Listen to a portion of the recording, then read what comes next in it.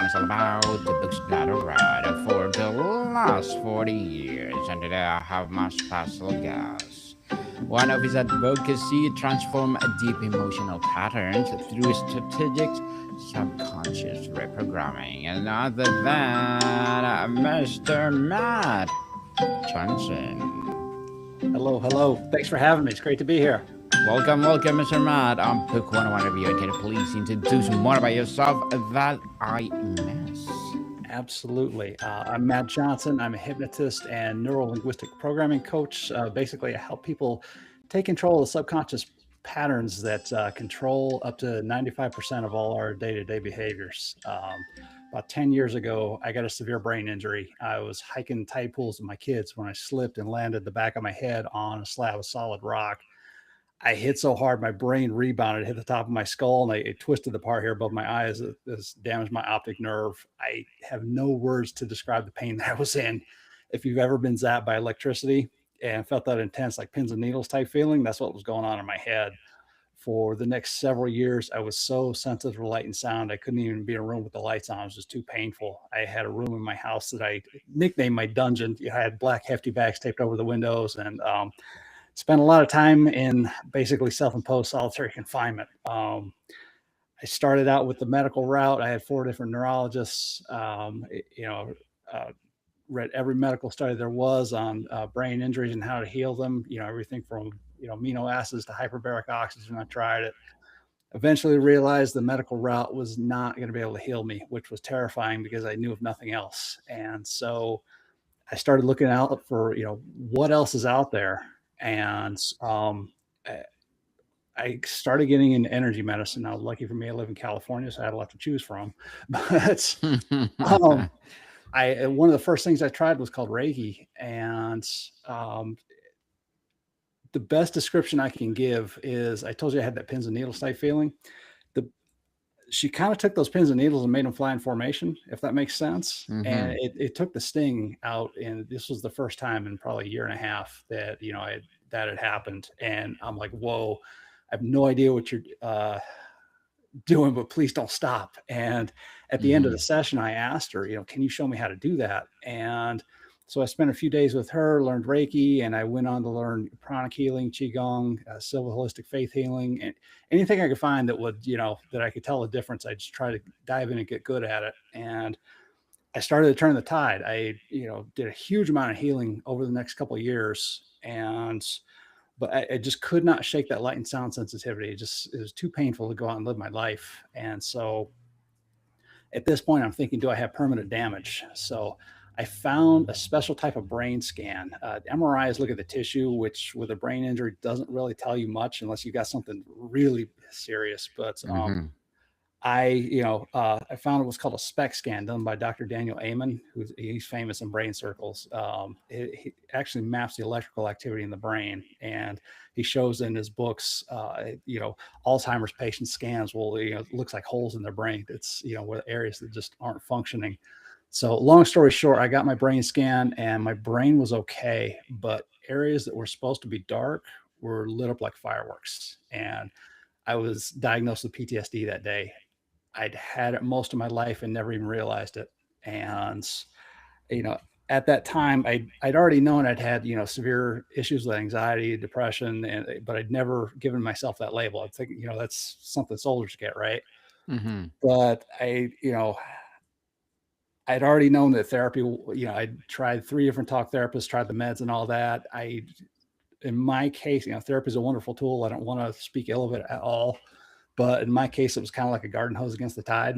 Just, I'd seen the results and I knew, it just wasn't my path. So lucky for me, I was familiar with the incredible power of hypnosis. It's My dad, back when I was a kid, I'd seen him, trying to quit smoking. He smoked a pack a day for over 30 years and he failed over and over again, using pills, patches, gums, you name it, until he got hypnotized. And after only one hypnosis session, he never even craved cigarettes again. Um, I was also familiar with neuro linguistic programming, or NLP, from a guy named Tony Robbins. Mm-hmm. Tony famously had a woman who had 152 different personalities, and he was actually able to integrate her right there on the spot in about 45 minutes. I mean, that's the power of this stuff. And so, not knowing much more than that, I just dove in, and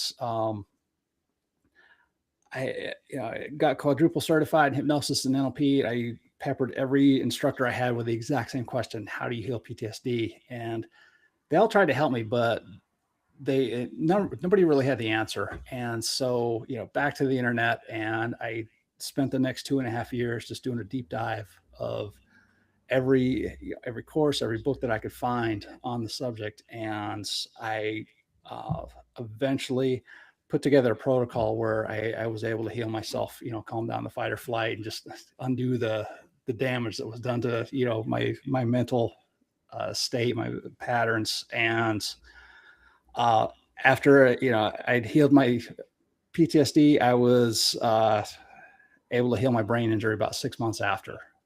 And long-winded answer your question, but that's my story. Yes, and thank you so much for sharing your story to the world, Mr. Matt. Thank you, thank you, thank you. And today, let's talk about how to heal impossible conditions. Let's start with the label itself. What happens to a patient's psychology or physiology when they try or the doctor accept a condition as impossible to heal? Yeah, I was in that spot.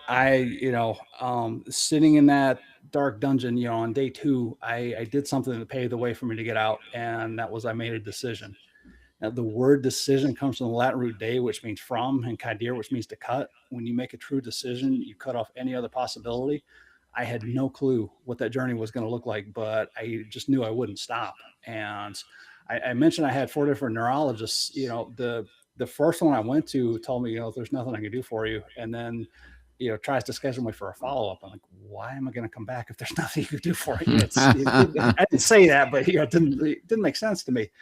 And so, on to neuro number two, he gave me a pill that, took the edge off a little bit. It helped. And I asked him, can you help me sleep? Because I was going through these brutal downward spirals where the pain made it hard to sleep, which made the pain worse. And just, it was an awful condition. But he didn't want to give me the regular stuff for sleep because of my injury. And so said, there's nothing I can give you. So on to neuro number three. And right away, she tells me, oh, yeah, let me give you amitriptyline. And it worked. I started getting a nice 7 hours of sleep.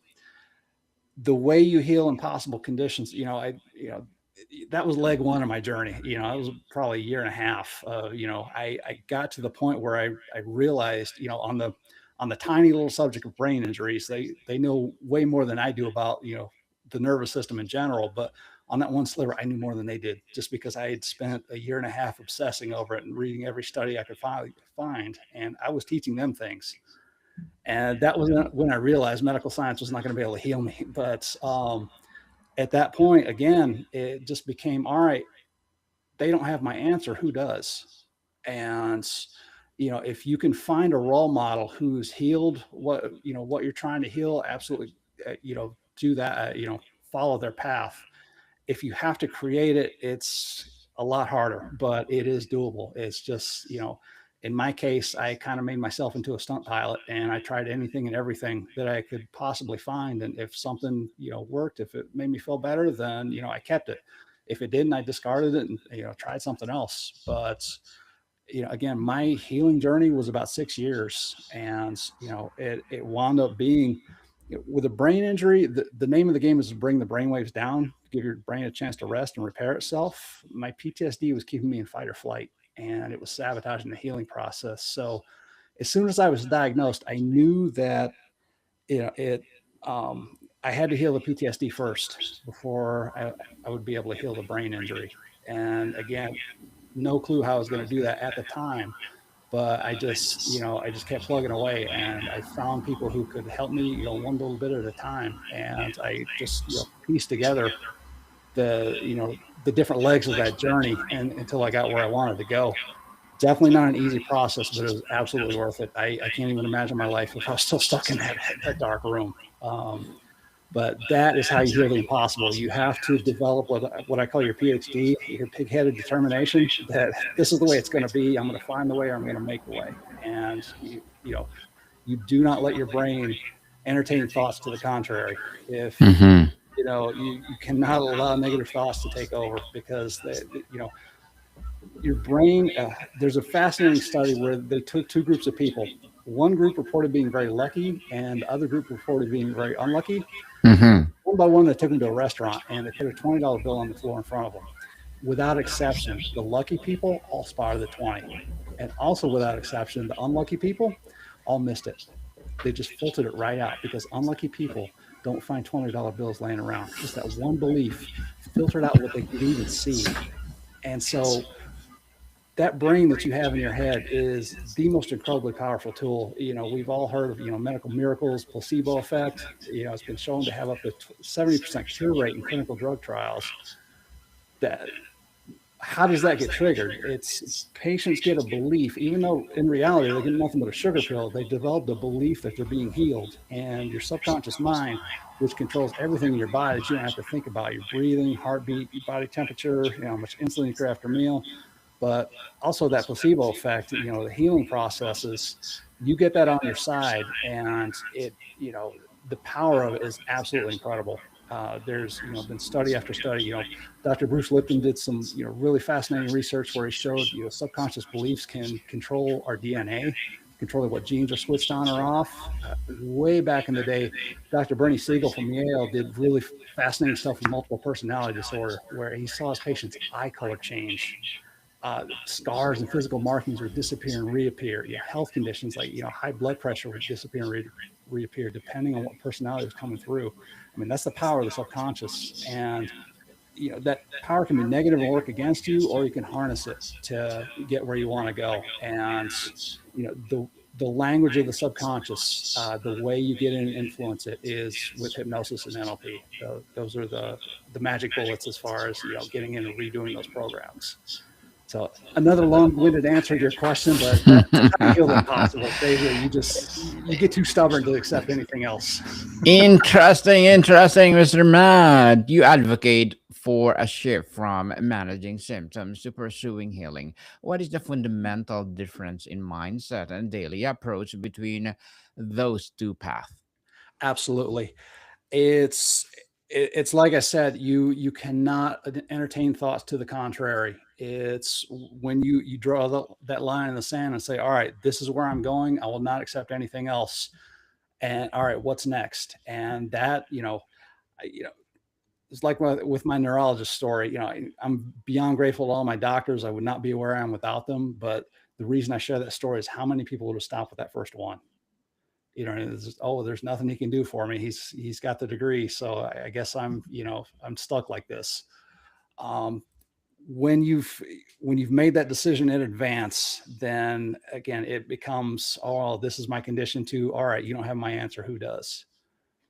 Right? That is, and again, it's not always easy, but when you've cut off any other possibility, then you just keep going. And it's pick yourself up, dust yourself off, and you just keep finding a way and just keep failing forward until you find the right path. The right path, indeed. Many people trap with their diagnosis. What are the first steps to help someone move from identity of I am my illness to I am someone healing? Yeah, absolutely. um I have a really cool NLP exercise to help with activate that placebo effect if you'd like. Hmm. We could walk through it really quick. Yes, go Uh, ahead, Mr. Matt. Imagine for a second, close your eyes if you're not driving or anything like that, but Hmm. imagine for a second something you would heal from, a cut, Okay. a mild cold, something like that. And notice, how do you think about it? Where, most of us you're either going to get a picture, a sound, or a feeling, right? Those, geek Okay. speak, that's called our visual, auditory, and kinesthetic. But notice, for about 80-90% of us, it's going to be a picture. Where is that picture? To the right or to the left, above you or below you? How big is it? Is it in color, black and white, flat or 3D? How bright is it? Really tune into that process. This is how you do healing in your subconscious mind. Now, take a mental snapshot of that for a second. And I want you to think about, if you're facing some kind of health condition, something like that, think about that for a second and notice the differences. Where's this picture? Again, to the right or to the left, above you, below you, how big, how bright, how colorful. Notice the differences between the two. Now take that image that you have of, this condition that you're facing, and I want you to move it over the location, the size, the color, the brightness, the flatness or 3D-ness of that healing picture, right? Just take it, move it over, make it match as much as you can possibly. Snap it in.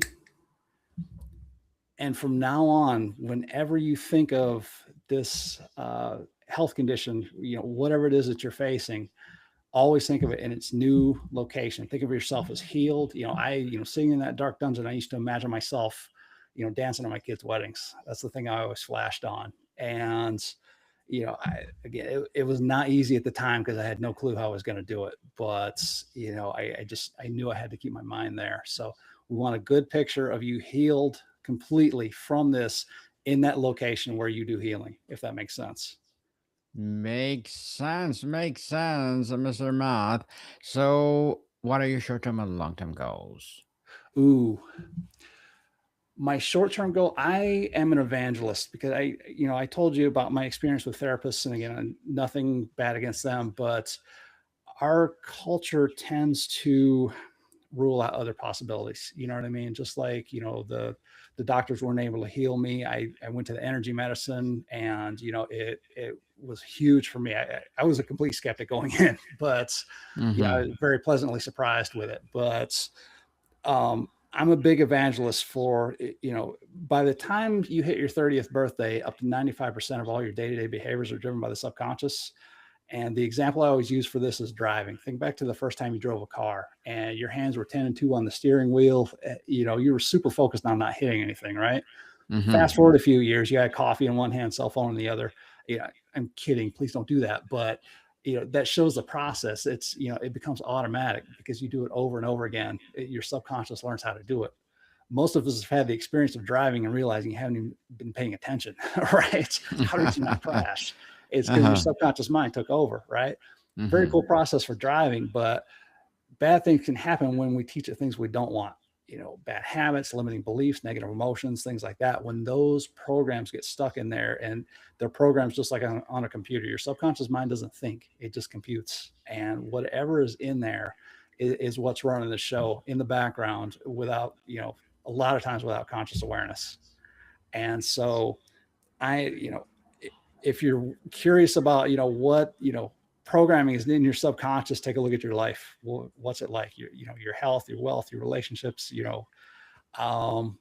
whatever programs that you have, you probably picked up in your childhood.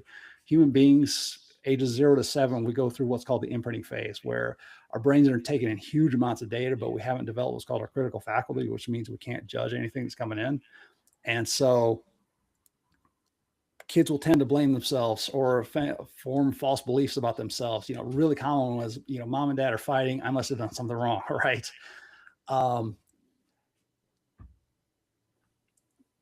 At the end of that phase, you've developed what, pretty much, the building blocks of your personality, your self-concept, your identity, right? You'll add to it later on, but that foundation is in place. And you will not outperform that identity over the long term. You might do it for a little while, but we all have like a thermostat where we kind of get back in line with who we think we are subconsciously, not in our conscious mind. But shifting that identity is, my opinion, my experience is it's a very subconscious process, and going in and changing those early programs and things like that can have just life-changing results for people. I can't even tell you, the huge transformations people can get from when they go in and actually, rewrite those programs. I look at it like taking control of the programs that are controlling you. You know what I mean? When we can go in and rewrite them, make them what we want, we can become the person we want to be, which means we can create the life that we want to create. Control yourself, people. Control within. Yes. Thank you for that goals, and looking forward for more success Mister, and good luck to your goals. And what would be your piece of advice for those people out there who want to be like you? Be stubborn, yes. um, you only get so many trips around the sun. Mm, So, what do you want those trips to look like? I always encourage people, I call it your rocking chair test. Imagine yourself 95, 100 years old and sitting in your rocking chair looking back at your life. What do you want to be looking at? And take that vision and just reverse engineer it. All right, what do I have to do today, this week, this month, this year? And, set a goal and get to work. And that, when you keep that 95-year-old vision in mind, it keeps you on the right path. Yes, thank you for that advice, Mr. Matt. And can you please recommend a book, books that influence your journey? Oh, interesting. Probably the biggest influence on me has been Awaken the Giant Within by Tony Robbins. And that will cover a lot of things that I talked about here. He talks about people who, the guy who started Honda Corporation, his factory was bombed twice. He had no, raw materials, but he was still able to, you know, complete his vision of starting Honda Corporation. Incredible book. Another one is The Game of Life and How to Play It by Florence Shovel, I think it is. But a phenomenal book. It's all about you know being a good human being, basically, and learning to spot the good in your life. But Mm. those are two incredible books I highly, highly recommend. Incredible books for sure, and thank you for that recommended books, Mr. Matt. And before we wrap up our discussion for today, I'm inviting you to please do listen to my other podcast, people, because my abstract essay is already in a sixth season, abstract poetry in third season, of course my book 101 review in sixth season as well, comedy 101 third season, and my food 101 in sixth season as well, geography 101 love letters, movie 101 review, music 101 at fourth season, science 101, sex 101 third season, and my baby podcast trivia 101, law 101, mental health 101, motivation 101, entrepreneurship 101, and of course my Bible verses 101. Please listen to them wherever you listen your podcast. So, Mr. Matt, to close with a forward looking question, if you could instill one new belief about impossible conditions into a collective consciousness, what would it be? You are capable of so much more than you think you are. And if you doubt that statement, look at somebody like Stephen Hawking. He couldn't even speak, and he changed our understanding of the universe, right? Mm-hmm. Yes. The potential of any human being, I don't care who you are, is enormous, and nobody ever taps into it. And so, whatever it is that you want, it is achievable. It's just you've got to believe in yourself to the point where you expect it to happen. Once you can do that, that's when things will start to change. Yes, Mr. Matt Johnson, thank you so much for sharing your knowledge and wisdom to the world. So, can you please invite our listeners to support your advocacy, your business, or whatever projects that you're doing right now? Sure. You can check me out at mattjohnsonnlp.com. That's mattjohnsonnlp.com. I have a free program up there where you can check out the incredible power of NLP and hypnosis. We're going to, calm your nervous system down and show you how to start taking control of the programs that are controlling you. Yes, people, listen about Mr. Matt Johnson, because if you support him for sure, more and more empowering advocacy like this will rise. So, Mr. Matt, thank you so much for your time. Thank you. More to come, people. See you soon.